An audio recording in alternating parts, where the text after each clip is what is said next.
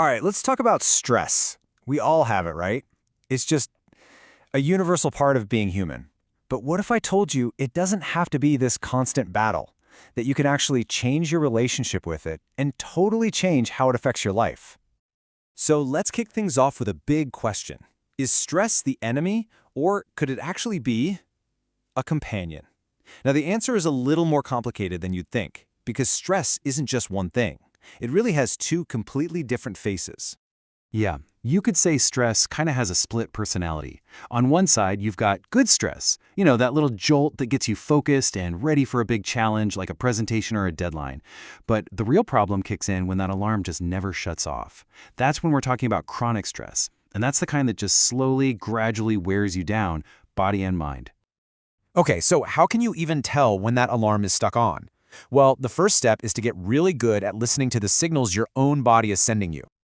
Let's talk about the physical stuff first. When you're dealing with chronic stress, your body is basically stuck in this high alert mode, 24/7. And this isn't just in your head, it shows up in real ways.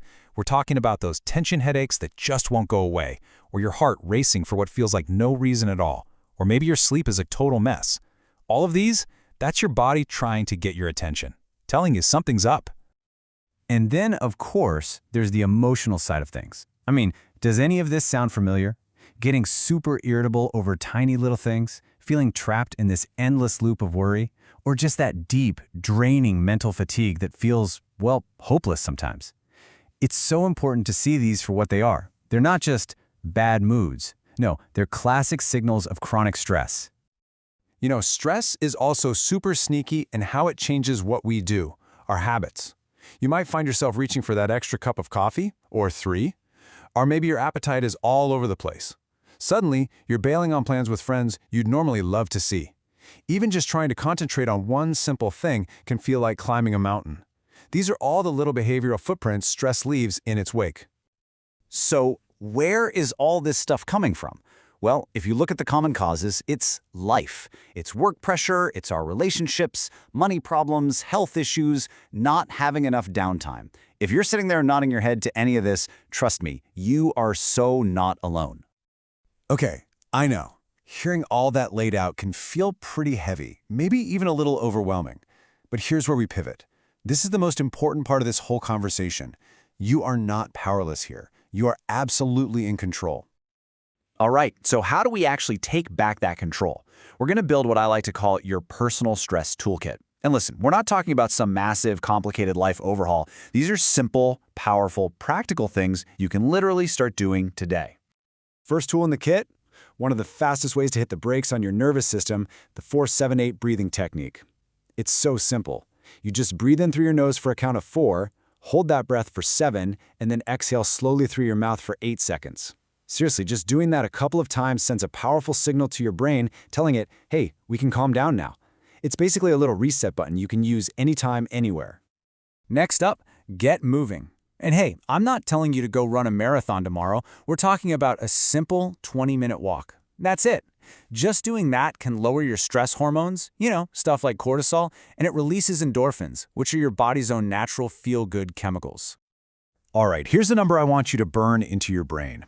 7 to 9. That's how many hours of sleep your brain needs every single night. This is not a nice to have, it's non-negotiable. It's when your brain does its repair work and gets your mood back on track. I know when we're stressed, sleep is often the first thing we cut back on, but honestly, it should be the very last thing you ever sacrifice. That feeling of being completely overwhelmed, that's a massive stress trigger. So let's add time management to our toolkit. And this isn't about squeezing more work into your day for your boss. Not at all. This is about protecting your own peace of mind. It's about figuring out what's actually important. And, this is a big one, learning to say no. Saying no to things that will just overload you is an absolute game changer. You can also fuel your body to be more resilient to stress. Think about it this way. Junk food, tons of sugar, too much caffeine, that stuff can literally add fuel to your anxiety. But when you switch to more whole foods, fruits, vegetables, and just staying hydrated with water, you're giving your body the actual building blocks it needs to stand up to stress and fight back. Okay, let's talk about a tool specifically for your mind. It's called mindfulness. And I know that word gets thrown around a lot, but all it really means is just focusing on right now, the present moment. without judging it. Because when we're stressed, our brains are usually either worrying about the future or stuck replaying the past, right? Mindfulness is what helps you break that cycle. And please, whatever you do, do not forget this next one. It's so important. When we're stressed out, our first instinct is often to pull back, to isolate ourselves.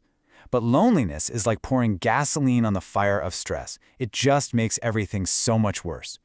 Sometimes just a simple chat with a friend or someone in your family can bring instant relief. That feeling of connection is vital. Look, the goal here is not to get rid of stress completely. I mean, let's be real, that's impossible. The real goal is to shift from just surviving your stress to actually thriving with it. It's all about changing your relationship with it so you see it as a challenge you can handle, instead of this big, scary threat that's going to overwhelm you. So let's land on this idea. Life is always going to be full of challenges. That's a given. But how you face those challenges, that's not a given. That's up to you. You truly have the power to build your own toolkit, to learn how to face whatever comes your way with more calm and with more strength. So I'm going to leave you with one question to think about. Out of everything we just talked about, the breathing, the walk, prioritizing sleep, reaching out to people, which one are you going to try first? What's the one tool you're going to put in your toolkit starting today?